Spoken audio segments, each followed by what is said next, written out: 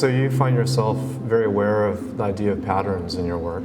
Not in my work, in the world, but I include myself in that. Humans are rhythmic creatures. I mean, you have a heart and it beats and your blood pumps in certain rhythms and your brain works in certain pulses, and that's just how we're programmed. I kind of see a similar sense of cycling and movement. You can't live next to factories without being influenced by them. It's like living next to a train track or something. There's no way that doesn't influence you. It's just gonna subconsciously get in your head whether you like it or not.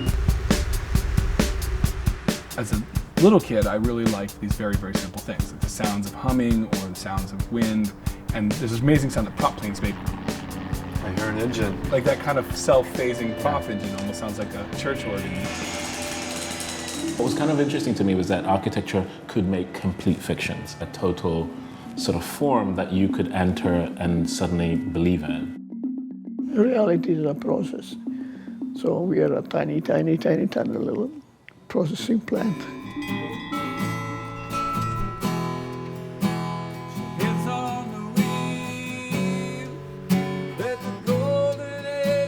You're creating this vessel for this idea, and you're trying to cut a shape out of all this nonsense.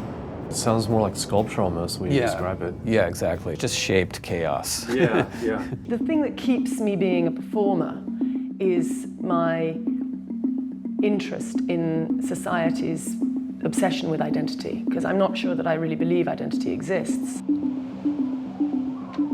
I was creating a little world that a viewer can move their attention through. You want there to be no such thing as reality or fantasy. Like it just is, you know, what it is when it is. They're really like architectural projects in a lot of ways. You know, there's a foundation, you build upon that foundation, and they're clad with their final surface.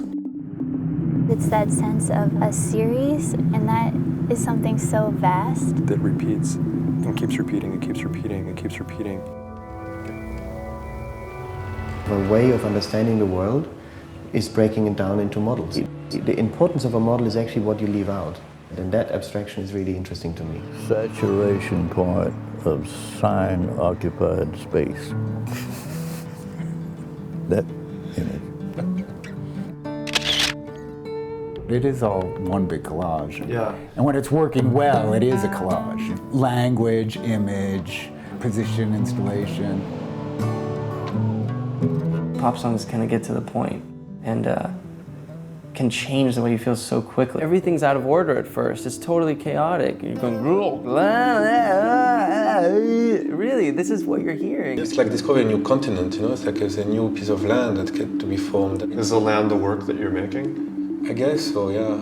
It's something bigger than me, I think, no? And if you're curious and you're naive, you step off the ledge and you find yourself in trouble, and then you work your way out of it.